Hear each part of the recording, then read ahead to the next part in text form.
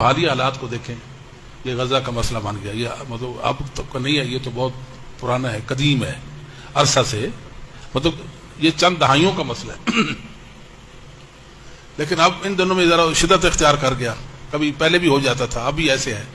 تو بہت سارے لوگوں کو ہم نے دیکھا اور سنا ہے جو کہتے ہیں کہ اب جہاد فرض ہو گیا۔ یہ جاہل لوگ ہیں اور جاہلوں کی دنیا میں رہتے ہیں، ان کو پتہ ہی نہیں جہاد ہوتا کیا ہے، جہاد کی عظمت کیا ہے، اور جہاد کتنی محتم بشان عبادت ہے، عظیم النظیر عمل ہے جہاد۔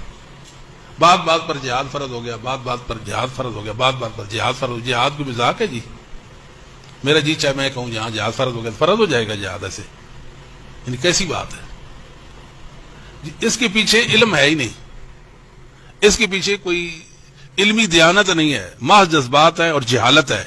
تو جہالت ہم نے کام دکھایا، ہر کوئی مفتی بنا ہوا ہے یہاں، ہر کوئی مفتی ہے، اور وہ فتویٰ کی فا سے بھی واقف نہیں ہے اور علم کی عین سے بھی واقف نہیں ہے، مگر بڑے بڑے فتوے دیتے ہیں، بڑے بڑے وہ باتیں کرتے ہیں جی۔ ہم کوئی جہاد کے منکر نہیں ہے، جہاد تو دین کی سربلندی کا عمل ہے، اس میں کوئی دوسری رائے نہیں ہے، مگر بات بات پر جہاد کی بات کرنا، فتویٰ دینا، یہ اہل علم کو زیبہ ہی نہیں دیتا، اہل علم کو یہ زیبہ نہیں دیتا۔ دیکھیں محدثین ائمہ دین کا بھی دور تھا، ان کا بھی زمانہ تھا، علم میں وہ گہرے تھے، فائق تھے علم میں، تقوی میں بھی اور بے تکلفی میں بھی۔ بے تکلفی سے مراد یہ ہے کہ جس طرح ہمارے ہاں نظریات ہیں، میں اس نظریے سے جڑا ہوں، اس نظریے سے جڑے ہیں، اس سے جڑے ہیں، جب میرے نظریے کے خلاف بات آئے گی تو میں جذبات میں آ جاؤں گا، میرے جذبات ابھریں گے۔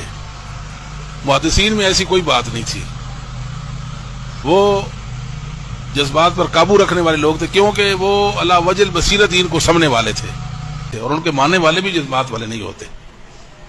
اب ہم سوچتے ہیں، دیکھتے ہیں کہ یہ غزہ کا جو مسئلہ ہے ہاں جی، اس میں جہاد کا کیا عمل دخل ہے جی؟ دو ملکوں کی لڑائی ہے اور زمین کا کوئی جھگڑا ہے، ٹھیک ہے، اس سے زیادہ تو کچھ نہیں ہے، ایک ظالم ہے ایک مظلوم ہے، بس اتنی سی بات ہے۔ کبھی ایک ظالم بنتا ہے دوسرا مظلوم، کبھی دوسرا بھی ظالم بن جاتا ہے۔ ابھی ہم نے دیکھا کہ پہل تو انہوں نے کی نا، حماس والوں نے۔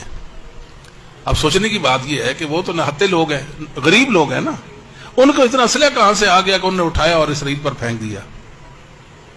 اتنی بھی سمجھ ہمارے اندر نہیں ہے کہ آخر ان کو اسلحہ فراہم کرنے والا کون ہے؟ ایک گولی بھی میں نہیں خرید سکتا، میرے لیے مشکل ہے، اور وہ پتہ کتنے کتنے میزائل ان پہ داغ دیتے ہیں، کہاں سے ہے؟ سوچنے کی بات ہے نا۔ دوسری بات یہ ہے کہ جب انہوں نے یہ کارروائی کی تھی، پہل کی تھی، تو مسلمانوں نے یا انسانوں کو یہ نہیں کہا کہ آپ نے غلطی کی، ایک پاورفل مخالف دشمن پر آپ نے حملہ کیا۔